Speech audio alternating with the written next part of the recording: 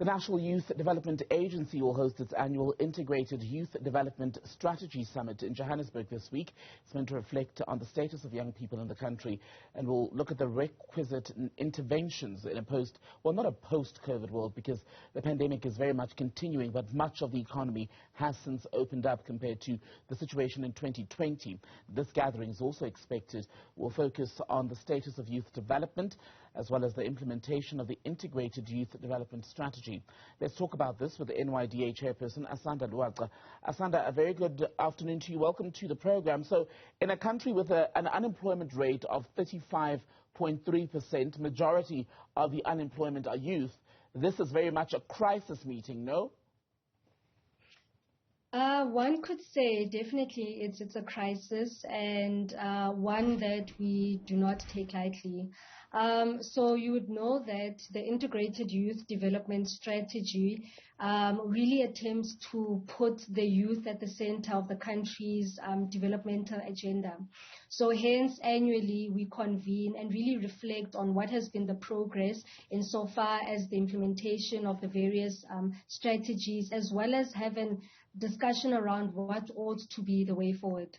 And what would you say over the past few years has actually been the actual impact of this summit in agitating for the change, economic change, for the benefit of young people in South Africa? So in the main, in as much as, we're trying to avoid a situation where a summit of this nature is just a talk show, but with nothing really tangible that comes out of these discussions.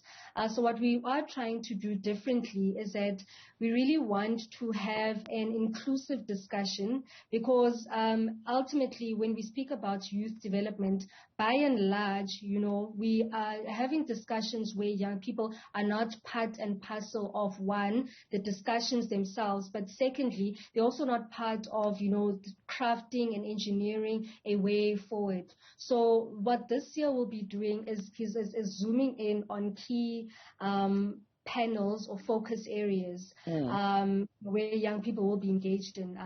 One of the areas we'll look at is, education, skills development, and second chances. You know that we do have a high rate of, matric or grade 12 dropouts. So we want to have a discussion on what are the various opportunities that are present or that present themselves to that cohort of young people. But we also have, a panel discussion that will focus on economic participation, entrepreneurship, and jobs. As you've correctly alluded to, we've got one of the highest rates of youth unemployment. So this will be a keen interest, particularly for this year.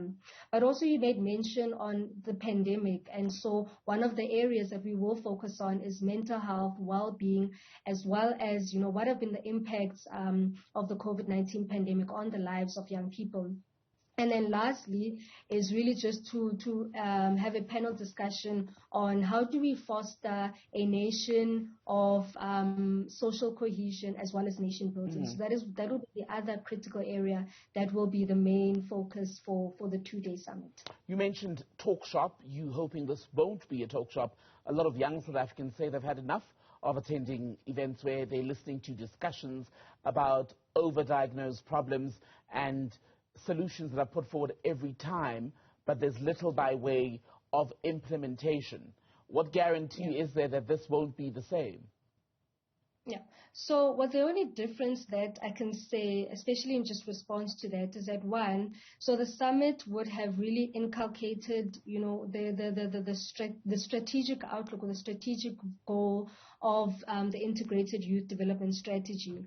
And really the summit in the main will be conducted to further manage the delivery and the deliverables that emanate from the strategy, to ensure that where we are positioned as young people, we're able to craft, reliable, credible, effective and efficient programs that can demonstrate a positive impact and a positive change on the lives of young people. So it's not just theory where we are just going to theorize, but we want to put theory into practice and say, look, this is the strategy, but how do we then craft programs that will ensure that the strategy is realized in a programmatic way? And in terms of participation, who is able to participate? Is it open to all?